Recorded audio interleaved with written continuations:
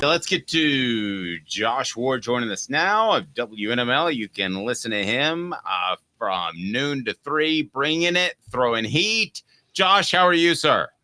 Good. How are you guys doing? Good. Did you have a good Nico day? It was a ton of content for us on the radio, so yeah, absolutely. Sure. It's gotten to the point where we ask about that before Christmas. Did you have a fantastic Christmas with your? He's got 3 little ones, so he's in like the cool age. Yeah, they had a blast, and it's cheesy, but it's true. Watching your kids open gifts and how excited they are, and just the entire experience, it's awesome. So yeah, we had a great time. Yeah, good deal. All right, I definitely like hearing that. Now, I want to get to the 5 ways that a strong bold performance will prove valuable for Nico. That's what you wrote on Off the Hook Sports, but we were just discussing moments ago the line moving from 8.5 down to 6 by some places, and the over under going down. You think that readjusts itself? You think that's maybe Las Vegas with a knee jerk reaction? Any thoughts on that? I was surprised to see that kind of movement. If it moved like a half, maybe even a point, okay. Going from a senior, a known player versus a freshman as talented as he was, I'm not sure how much Vegas cares about his recruiting service ranking. But I was still surprised to see it be that much, just because it's a game where the point total among both teams is so low to begin with. I wouldn't think there's that much change. But yeah, the funny thing is, I think the reaction from Tennessee fans was, hey, this improves our chance. Whether that's true or not, I don't know if that's the case, but that's kind of the reaction of Tennessee fans. So if you liked Tennessee against the number 48 hours ago, then I would think you like it even more now. Caleb, you're the gambling guy. If you get locked in at 8.5, can you like refi that down to a 6.5? Because I mean, that's a touchdown. Depends on the services. I mean, you can cancel your bet most of the times and just bet again based on what the line is. But it's sometimes it depends on the app and what you agree to once you place the bet. Sometimes you're locked in, sometimes you're not. So that's right. The line moving also might affect cash out opportunities because they see the difference of where it is now. True. And those gambling services never cancel. All right. So, Josh, let me hear your thoughts on Nico and a couple of different things I wanted to ask you. You've got 5 ways that a strong, bold performance will prove valuable for Nico. That's on offthehooksports.com. I'll let you get started. What were some of the criteria that you looked at for reasons that a strong, bold performance from Nico will prove valuable for 2024? Nico playing provides some juice for the game. I haven't sensed a ton of excitement about the game among Tennessee fans, and I think that's the case across college football. I don't think that's just a Tennessee thing. I think the month of December has been more focused on recruiting and the transfer portal because that is the coach's focus for a lot of this month. So that's actually where I took it back with the Nico effect. If he has a strong performance on Monday, you can bet that Tennessee's coaches are going to let recruits know about it. That includes the 24 class with somebody like defensive lineman Dominique McKinley, a very highly touted defensive lineman who did not sign with Texas A&M and is planning to visit Tennessee in mid-January. Tennessee will go to him and say, look, this offense is about to take off. Help rebuild what we're doing defensively with a couple of players to replace. Come in and we'll take it to the next level on defense with an offense that's about to be championship caliber. And then in 2025, they'll go through the state of Tennessee. They'll go to quarterback George McIntyre, who is strongly considering Tennessee. Might pick Tennessee either way, but if he sees Nico play well, that is added to the resume of Josh Heupel in his ability to develop quarterbacks where he can say, hey, look, here's a true freshman. By the end of his first season on campus, we have him ready to go.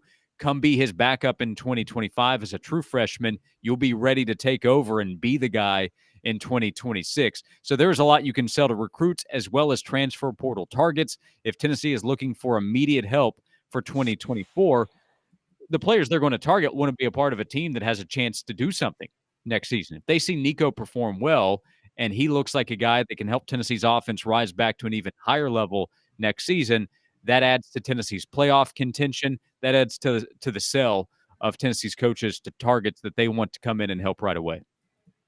Yeah, Josh, it's funny you because your next point was transfer portals, and I wanted to get to that a little bit because I wonder, do you think transfer portals will be even a bigger help than, because Tennessee, I don't think is done in the transfer portal. And do you think that would even be a bigger splash than recruiting? Because if they see Nico play well in the Citrus Bowl, won a lot of transfer portal targets who are thinking, I'm not looking down the road. I'm looking for success in 2024. And Tennessee all of a sudden looks like it's very well positioned to have success in 2024. So do you think the transfer portal could even be a bigger benefit than recruiting if Nico plays well on Monday? Well, I wouldn't rank them necessarily. I think they have two different points of importance for Tennessee's coaching staff. That's why I mentioned somebody like Dominique McKinley. The reason Tennessee is optimistic about 2024, or part of it, would be the return of guys like Amari Thomas and Omar Norman Lott, but they're not returning in 2025. Dominique McKinley would. So if they can land him, maybe he doesn't make a big impact or one at all in 2024, but with some of the players that they've brought in over the last couple of years, landing somebody like McKinley would help. If you look at the 24 class, where's the interior defensive line help? They don't have any. So they need that for beyond. Nico is somebody they're selling for the future of Tennessee's program, the immediate future, because he's the guy. He's QB1 now, and they'll use that for next season. But Tennessee is trying to build for 2025 and beyond as well. And the class is a good class, but it's not everything that the coaches hoped that it would be. Finding interior defensive line help, as an example, would change that in terms of what the program can be moving forward. If they don't land McKinley or anybody else on the defensive line, that creates a pressing issue in the transfer portal where they do have to go get a difference maker next year. They probably need to do that anyway, but it's a must, and they probably need multiple guys a year from now if they can't find help in this class. You have at number 3, Nico's confidence. From all that we hear, he's not a guy lacking in confidence and not cocky, but still, it's got to be nice to go into an off season with the game under your belt, especially if you have some success. Yeah, confidence helps anybody, no matter how talented you are, no matter how much you prepare. There, you can play the other side. If he doesn't play well, I'm not saying he's going to lose all his confidence, but we've seen talented quarterbacks, Joe Milton, who has all the talent in the world, but admit that when he struggled earlier in his career, it affected his confidence. It had him questioning, can I play this game? I'm not saying Nico's going to be there. This is more about what a strong performance can do. A strong performance would give him something to build on. If he has success against an Iowa defense, whether it's overrated or not, if he plays well on Monday, that gives him something to build on. That will build the confidence of his teammates who already have it going into Monday, but would have more of it if he plays well against the Hawkeyes. Yep. Josh Ward's visit with us is brought to you by our friends at Dynasty Pools and Spas. They had their showroom open in Athens with the best hot tubs and spas on the market. Delivery, yes, they can do that. Complete support, spa cover, and chemicals to keep your spa and pool bubbling at its best. That's Dynasty Pools and Spas. Amazing discounts for first responders, military, and even some blemish models that you can save a ton on, and no one will ever notice. Dynasty Pools and Spas. Go to dynastyspas.com or stop by their incredible showroom in Athens, Dynasty Pools and Spas. And then the remainder of your column that you had, if you can go through the top 2, because after Heupel's confidence, I'm sorry, Nico's confidence, you had Heupel's self-scouting. What exactly do you mean by that, Josh? Yeah, it's one thing for Josh Heupel to see Nico practice and know about his skill set and know about how hard he works, but seeing him in live action, seeing how he responds to what they call and the flow of a game and how he performs against a live defense is different.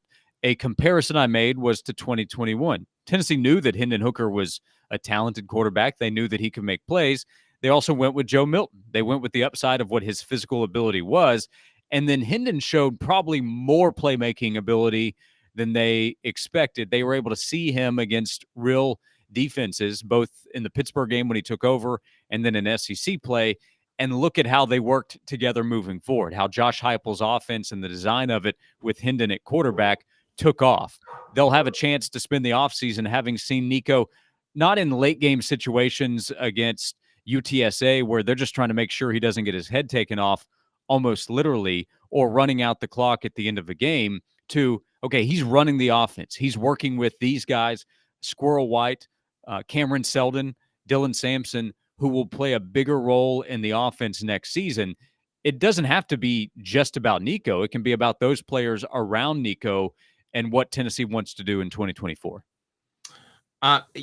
Caleb, I want you to handle this last one, and it is a fan base, and suddenly this what I thought was a bowl that Tennessee could show up flat for, and Tennessee's fan base could show up flat for, now seems excited. Did you sense that being on the air, and is that good or bad for Nico, and the fact that people are super excited for a guy to run out there and get his first start against one of the better ranked defenses in the nation?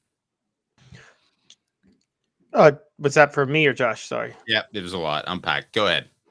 Wait, but who? Me or Josh? Oh, it was for Josh, but I think he might have broken up a little bit. No, I've got you. Yeah. Yeah. So I immediately noticed the excitement, the boost to the Tennessee fan base. And I don't think there's anything wrong with that. I don't think it's a secret at this point that many Tennessee fans, I would say the majority, would like to see what Nico can do. And I think that feeling is also carried over into the building at Tennessee. They'd like to see what Nico can do. It is the bowl season has largely transitioned into a segue to the following year. I always want to be I want to be careful about what we talk about this week or during this month and how it will affect next year. But for Nico and for the fan base, it will create excitement over the next 8 months if he performs well on Monday. And there are real benefits to the program. I pointed to NIL funding. Tennessee, Spire Sports, asks for fans to donate, to give money. They're more likely to do that if they see Nico go out there and perform well, and it creates more excitement about what the team can do on the field. The university, the athletic department, can see more support. Ticket sales should be a cinch, but also getting support for the athletic department in general will go up if Nico performs well on Monday. The hype machine has already started up. It will only go faster if he performs well on Monday. So there are real benefits to the program, and then it's up to Nico and his teammates and the coaching staff to put in the necessary work behind the scenes over the next 8 months to get ready for the season opener and then 2024, the football season. So there are real benefits to the program, and then Tennessee has to do its part to take advantage of all of that once we get to September and beyond. Yeah, so one of the takes, Josh, that I totally agree. That's fan support is a huge part of actually benefiting the program on the field now with NIL. I think there's another layer to this, though, also with fan support, which is this. The College Football Playoff is expanding to 12 teams next year. I don't care what anybody says. I don't care what the committee says in that room. I don't care what they say they look at. There's politicking involved in the College Football Playoff, just like there is in the NCAA Tournament Selection Committee. If Tennessee, say hypothetically, Tennessee sells out the Citrus Bowl. I mean, we're talking like 75% of Orlando is Tennessee fans at this game. And say like next year or 2025, Tennessee is fringe like 11-13 for that final college football playoff spot. Am I crazy for thinking that selling out the Citrus Bowl like that would become a factor in the playoff committee selecting Tennessee for that final team? Do y'all think I'm crazy for suggesting that?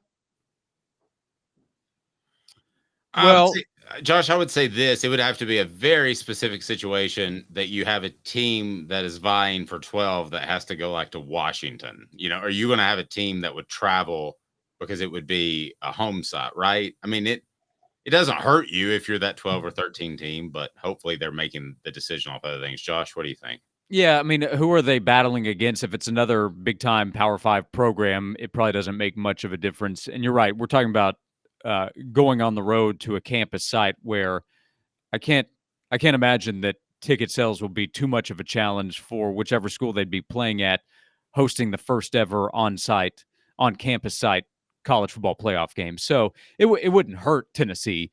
Tennessee's branding, everything that goes with it. But I still think that would be down the list of factors. I think the bigger factors would be, okay, so Tennessee obviously has some losses. How competitive were they in those losses? How impressive were they in their wins? So what happens in the Citrus Bowl in terms of fan support? Tennessee's fan support and willingness to travel, I think that's already decided, but they would only have a small allotment probably, right, in tickets that would be given to the university. So I don't think that would be a huge deal. Okay, but then would it go with this? Would Tennessee be then given? Sorry, Dave, I didn't mean to interrupt, but would Good. they be given? Do you think, say, Tennessee's between like the 7 and 10 seed range? Do you think the committee would say, let's give Tennessee the home field advantage because we know their fans are going to fill up the 100,000 seat stadium because their fans are just that loyal? Whereas if they're playing Washington, look, guys, what we're seeing right now with the college football playoff, Washington fans are having trouble selling their tickets for the college football playoff game against Texas right now. The ticket sales dropped to like $400 this week.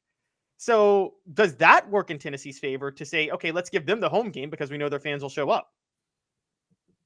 Yeah, but again, we're talking about a home site versus a neutral site. Ticket sales for a school at a neutral site versus coming to their home stadium, I think, are different.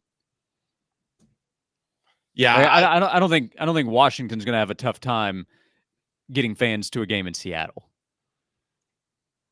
No, but that's a topic for another day. But it certainly it certainly Like, it doesn't hurt Tennessee. I just I need to know exactly the teams we're talking about where it would be a factor, and I still think how they performed in the games and how good of a team Tennessee is would be a bigger deal. Like the committee that doesn't really have ties to Tennessee, I don't think it's going to factor in at that high level of a priority. Hey, can we get fans to Neyland Stadium versus whichever Power 5? Because we're going to be, in that case, we're talking about a Power 5 school.